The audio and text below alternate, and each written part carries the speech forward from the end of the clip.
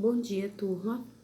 Nós vamos continuar nossa aula falando sobre os animais que vivem no solo.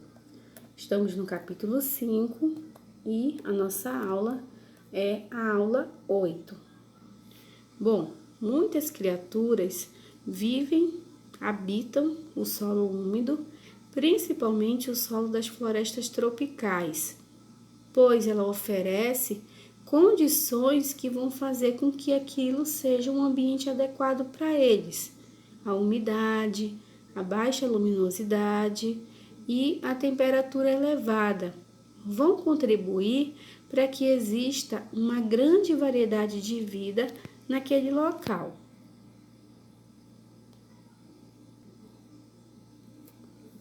Nós podemos diferenciar os animais que vivem no solo de diferentes maneiras. Uma dessas maneiras é sabendo o hábito alimentar que eles vão possuir. Nós teremos seres que serão herbívoros, que se alimentarão exclusivamente de matéria vegetal. Nós teremos seres que se comportam como carnívoros, que se alimentam exclusivamente de matéria animal. Nós temos seres que se comportam como onívoros, que se alimentam tanto de matéria animal como de matéria vegetal. Nós temos aqueles que se alimentam de detritos, que são pequenos pedaços de matéria orgânica, sendo assim chamados de detritívoros. E nós temos aqueles que vão se alimentar dos pedaços de matéria orgânica em decomposição, principalmente carcaça de animais, sendo assim chamados de sapróvoros ou então de carniceiros. Outra maneira de diferenciar esses seres é sabendo também a posição que eles irão ocupar na cadeia alimentar. Então, uma cadeia alimentar, ela será formada principalmente pelos seres produtores, porque sem eles toda essa cadeia não existe. A partir deles, nós temos os consumidores primários, secundários, terciários e quaternários, que são todos heterótrofos, são todos consumidores. Então, se você souber a posição em que esse ser pode ocupar na cadeia alimentar, você também consegue diferenciá-los, identificá-los, de acordo com essa característica. Nós podemos também caracterizar esses seres que vivem no solo de acordo com o tipo de esqueleto que eles irão possuir.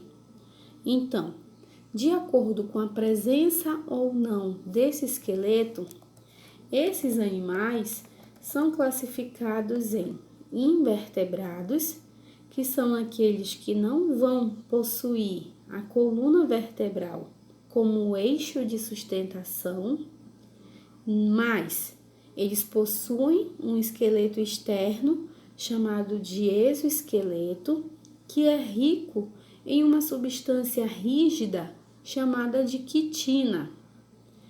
Esse exoesqueleto, ele tem o objetivo de sustentar o corpo desse ser, uma maior facilidade de locomoção e também de proteção contra predadores. Então, nós temos uma infinidade de seres invertebrados que vivem no solo. Sabemos que agora eles possuem sim um esqueleto, mas um esqueleto externo chamado de exoesqueleto, rico em quitina. Os vertebrados, por sua vez, já possuirão a coluna vertebral como eixo de sustentação.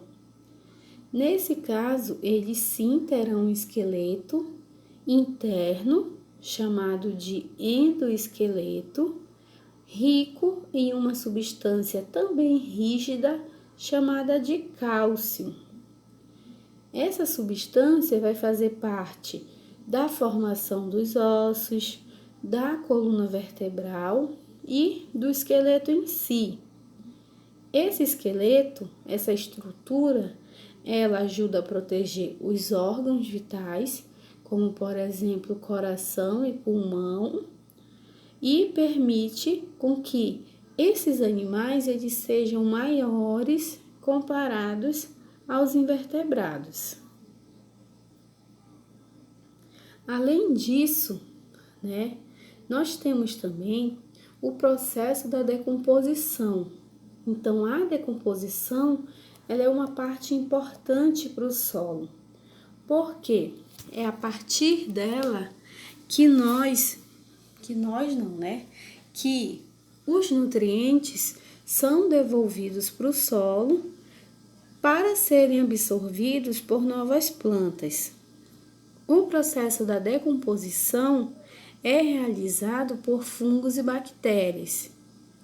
Além disso, além da presença dos decompositores, existe também seres que vão auxiliar esses decompositores. São chamados de insetos fragmentadores que vão transformar a matéria orgânica morta em pedaços menores. Nós temos também os detritívoros, que vão transformar esses pedaços menores em detritos cada vez menores, para que os decompositores possam agir. Então, aqui, nessa segunda imagem, nós temos um fluxograma que vai mostrar como que ocorre esse processo. Então, nós temos uma folha, a ação dos fragmentadores vai transformá-la em pedaços menores, os detritívoros, por sua vez, vão transformá-la em pedaços minúsculos e, a partir daí, os decompositores entram em ação, decompondo toda essa matéria orgânica, transformando elas em nutrientes. A decomposição, ela é um processo que vai facilitar essa chegada de nutrientes para o solo. Ela é uma parte importante, presente em todos os ecossistemas da Terra. Então, sempre vai existir um ciclo de vida entre os seres que estão presentes no ambiente. Então, seres estão nascendo, seres estão morrendo. E a decomposição deve fazer parte do ciclo desses seres que acabam morrendo, para que esses nutrientes possam estar disponíveis novamente no solo. Além disso, esses decompositores, eles podem auxiliar no processo de desenvolvimento de técnicas agrícolas.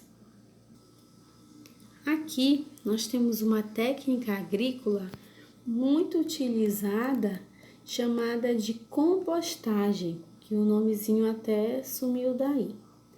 A compostagem, ela utiliza restos orgânicos para fazer um adubo orgânico.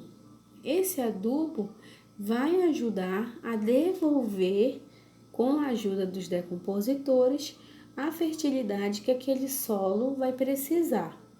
Então, se vocês observarem, esse processo já é um processo conhecido, pelo menos da maioria.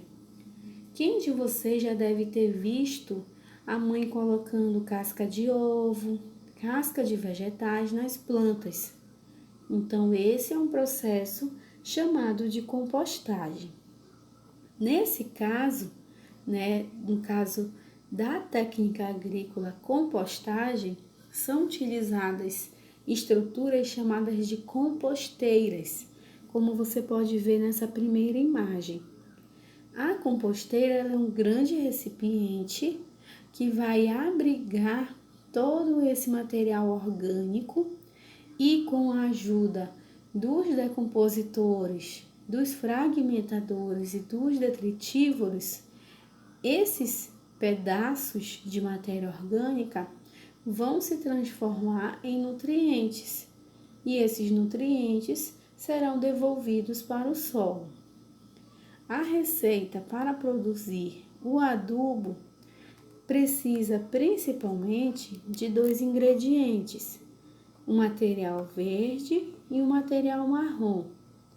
O material verde vai devolver essa grande quantidade de nitrogênio que os micro-organismos vão utilizar para produzir o seu alimento e o adubo, enquanto que o material marrom, que são as folhas secas, os micro-organismos utilizam para a obtenção de energia. E aí, nós finalizamos o nosso capítulo 5, é um capítulo bem curto, e com isso, nós faremos agora as atividades da página 102, questão de 1 a 4. Todas devem ser respondidas no livro, tá? Se você sentir alguma dificuldade, pode passar a questão para o caderno. Primeira, analisando a tabela, na qual 3 tipos de solo são classificados de acordo com a oferta de nutrientes, o arejamento, a umidade e a facilidade de manuseio, selecione. Então, você vai responder do ladinho. Qual é o solo que tem que ser drenado? Letra B. Um solo rico em sais minerais. Letra C. Um solo que facilmente seria semeado. E letra D. O melhor solo para se plantar. Na segunda questão, vocês vão marcar mais de uma questão, dizendo que a maior probabilidade de perda do solo quando? Então, vocês vão analisar cada uma dessas sentenças e vão marcar aquelas em que pode ocorrer perda de solo. Na terceira questão, vocês irão analisar esses 2 tipos de solo. Vocês irão responder aqui nessa tabela qual solo vai possuir ou não, ou possui ou não possui, ou a resposta é sim, ou a resposta é não, tá?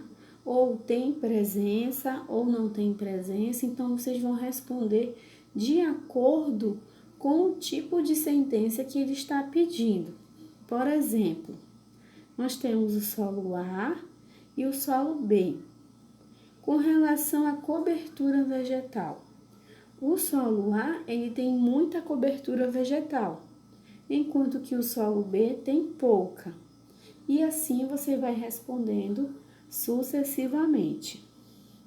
Na quarta questão, vocês irão responder quais são ou qual tipo de solo é representado nessas imagens de A até C. Saiu cortadinho embaixo, né? Mas embaixo tinha as gotículas de água. Essas gotículas de água estão representando a quantidade de água que infiltra no solo. Então, nós temos aí um solo onde ocorre uma grande infiltração de água. Nós temos um solo que ocorre uma média infiltração de água. E nós temos um solo onde ocorre uma pouca infiltração de água. Então, de acordo com os 3 tipos de solo que nós conhecemos, o solo arenoso, o solo argiloso e o solo umífero, você vai responder que tipo de solo vai se encaixar em uma dessas 3 descrições, tá bom? Qualquer dúvida, estarei à disposição. Um bom dia para vocês.